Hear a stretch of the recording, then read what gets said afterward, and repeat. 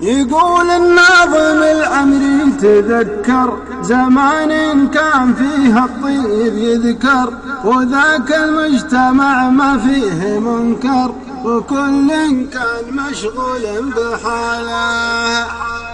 عسى الله يسقي أيام البساطة زمان ما تلوث بالوساطة، وكان الجار بالجار ارتباطه، وكان الوصل ممدوده حباله، وكانوا في منافعهم سوية إذا نادوا بعضهم ما تعيا، ولا من قيل هيا قال هيا على درب المكارم والجماله.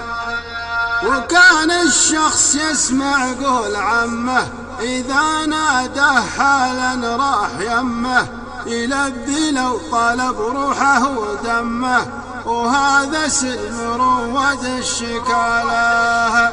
عسى الله يسقي أيام البساطة زمان ما تلوث بالوساطة، وكان الجار بالجار ارتباطه، وكان الوصل ممدوده حباله. نهار العيد يلتم الجماعة على ضحك وسواليف وطاعة، وزاروا بعضهم في نصف ساعة ولو ما يشربون إلا بياله.